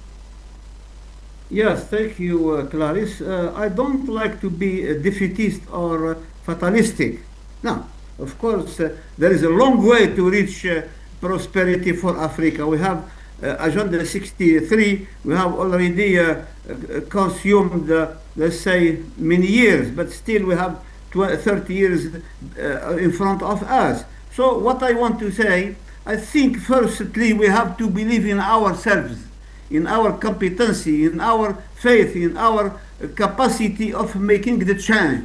Of course, bearing in mind there are a lot of pressure within our continent, within our country, within our cities, but also we have the challenge we face from abroad, from great power, pressure coming from out power. We have the complicity of people within ourselves. So what I want to say, I think right now, African Union has already draw up the agenda, and we have a series of framework which are sure they are not moving very fast, but at least slowly, gradually, but surely. That's exactly so. As long we think, we believe in our forces, in our competencies, and in our strength, I'm sure we will succeed one way or the other. It may take a little bit longer, but if we are really convinced of our principles, our good faith, goodwill, I'm sure in the end of the day we will reach that one. If we are accepting the fatalism of being once again recolonized by France, by any other countries, no, we should now have this force of dealing with countries, whether they are from the West or Russia or China, but on equal basis, on partnership basis, on equal basis. We spoke a lot about sovereignty. Of course, sovereignty is more, I would say, idealistic movement, idealistic feeling. What I am, my understanding of sovereignty is to be proud of yourself, to defend your territory, to be independent, to improve. Every day you have to meet the challenge and improve the life of your people and around you. To be, of course, accountable to your society which has voted for you. This is the independence. You feel pride. It happened, I went some years ago to Johannesburg, and I met some soldier from South Africa, and I spoke to him, how proud are you? He said, I am proud. It's a moral feeling. He felt like he is now in a country which there is no more apartheid. So we have to be realistic. That's why I am convinced, and really I am convinced that things will change, maybe in the way we want to be speedy, but it's Africa has taken the right track. It's on the right track. It may need a leader, strong leader, as the 1960s, to make the process more quickly. But in the end of the day, I don't think that all Africans want to be recolonized again, because we have the country. That's why one of our weakness, we don't give a chance to youth people to contribute to politics. We don't give a chance to women to contribute to run the to be on the governance process. That's exactly so. All of this is depend on us. But in the end of the day, we are responsible. We are accountable to our service to the society in improving this. But I am sure, I don't think that Africa will be again recolonized, because we have very competent people in Africa, very aware of their obligation, of their of course, and their I would say mission, and they know they are aware of the expectation of their own people. They want to know a lot. They want to live better. They want to live with pride and with independence. Very imperative for just concluding a statement as we move 1 minute per person, please, to understand this and to probably write a good trajectory for Africa. It is imperative to settle Africa's political rhetorics, which sometimes brings a continent, especially the vibrant young population, in a state of confusion, as they are not probably well implanted in local politics and even global politics that can completely bring out the continent from this shackle of neocolonialism and new covert activities or political antagonism, as the case with this intelligence report threatening France's role in contemporary Africa. With you, Professor Jose Matemolani. Just 1 minute, please. Concluding statement. I didn't get the question, Clarisse, again, yes, please. We are looking at the way forward for Africa. Many at times we have highlighted political rhetorics as a problem, or Africa's political rhetorics, because sometimes it keeps especially its vibrant young population in a state of confusion as to understanding the real stakes of politics at the local level and even at the more complex global level that can help them now propel a new path for the total transformation of Africa. Thank you. Okay, I'll be quickly. I think that when we talk about this is the rhetoric. For example, one of them is what Professor Lahid just said about the young people, women bring into power, so that they can solve our problem, help us solving our problems. But the issue is, or the problem, the biggest problem is that young people, mostly in African countries, are a sort of Trojan horse already. You see, because as I said before, we need to work on education, on that conception, the concept of educating people who love their own identity, their sovereignty, and so on and so on. But as we see, we have lots of examples in Africa where you have young people in power, but they're repeating the very same things all the people did. So why is it happening? It's happening because again, we have outsourced our education to our competitors, to our former or present masters. Yeah. So the rhetoric is there, but we have to look at the deep core of the problems that stop Africa from developing. But again, we need to do it fast. Because the rhetoric of we still have time, it must go slowly, we don't have that anymore, because we're living in a time where we have everything to do so. All technology, all knowledge are there. Okay, you just need the political willing, okay, and some wisdom, of course, and then the courage to make it happen. Okay. And that's it. All the rest is just the song for the coast, for coast sleep, as you say. Thank you very much. And thank you so much, Professor Jose Mate Mulani. He joined us from Maputo, Mozambique. Thank you. And to you, briefly, 1 minute, Dr. Achille Eki, the way forward for Africa, championed on the Alliance of Sahel States, and how this can practically lead to a new Africa.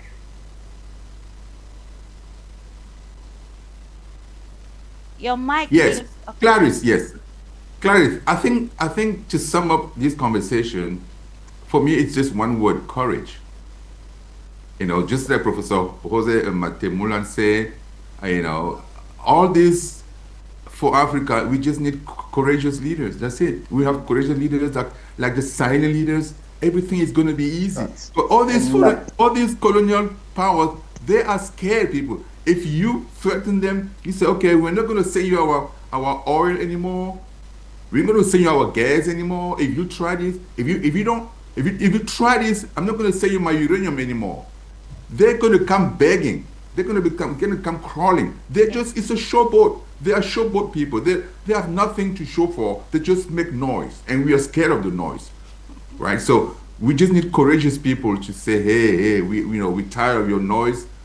Stay in your country. I have everything here. If you need it, you pay for the right price, or else nothing happens. Absolutely. They're going to come begging. Yes. So one word: courage. That's all it is. Absolutely, courage. Even amidst sanctions, we saw how late President of Zimbabwe, Robert Mugabe, stood amidst the sanctions imposed when he stood actually to defend the sovereignty of his state. A sum up, or probably a take-home package message in line with the revolution across Africa, and how they can actually navigate this new COVID dynamics from the West. Ambi Fokwa. Yes, I'll repeat it again. It's a philosophy that we see as evolving on the continent. It's Traoreism. In the past, we saw what Nkrumah left. Before him, there was Garvey. Now we have the final stage of the deconstruction of imperialism, and it is Traoreism. It's as clear as that. And like my brother said, if we want to practicalize it, when they stopped giving the uranium, you saw that France caught cold. Germany caught cold. The UK, they had to go back to coal. We are basically their breadbasket. They left Europe searching for resources. We don't read our history and really understand what it means. Yes. They didn't have even ginger. They came and looked around the world and found it, and then manipulated a type of economic system called the triangular trade, where things they don't have are exploited from indigenous nations for a very dirt cheap price and sold back to them for top dollar. Those are my people who are there. I brought it there. You see it. So why haven't our leadership here realized that instead of KG on the dollar for 30 cents, it could be 3 or 4 or 5?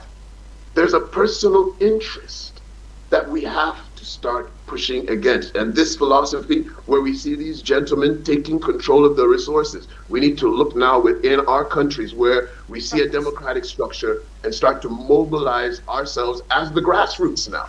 It should no longer be aristocracy politics. We should know that our populations come together and they unify in that militant mind to defend our votes. We'll be able to claim our sovereignty. That is our right to will. And once we can manifest that, we can develop the technology we need. We see Burkina Faso, they're boasting of drones, electronic cars. They're having that relationship with the East, which should have been established if our fathers didn't have this pro-capitalist mentality now. Okay. After technology, we use our culture to develop, and we have the economy, and our consciousness is liberated. It's just Thank you, Mbe Fokwa. And we end with you just 1 minute, Professor Laida, as we continue to, looking forward to be pragmatic in how we probably handle the affairs of the continent. Yes, the key word is pragmatic. Is pride. Is pride. Is independence. Is I say courage.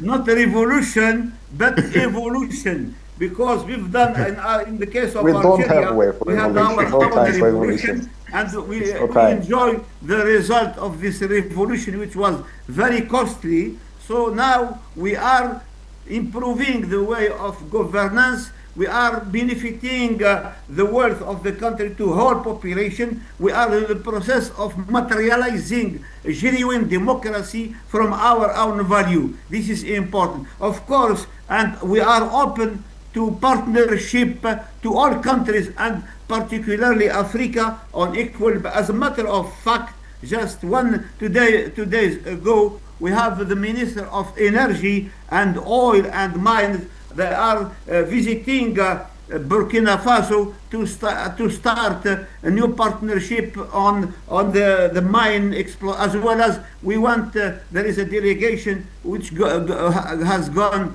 to Niger, Niamey, for the same purpose.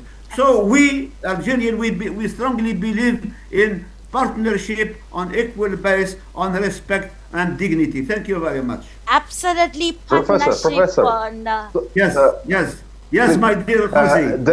The evolution should start after the right revolution, or continue after. Yes. Anyhow, we have our revolution. Now we start our economic and social and political evolution. Absolutely, the one that suits the context of the African continent to bring us to the Africa we want, a slogan that is actually very practical with the activities already of the Alliance of the Sahel States. And it is on this note, ladies and gentlemen, that we draw the curtains into today's edition of the program Global Insider. Looking forward to having you subsequently as we continue to chart the way for the African continent and its intercession in the global world, in a new world order dynamics. Thank you so much and have a wonderful weekend. Bye-bye. Bye-bye. Thank you. Bye-bye. Thank you, guys. Great debate. Bye.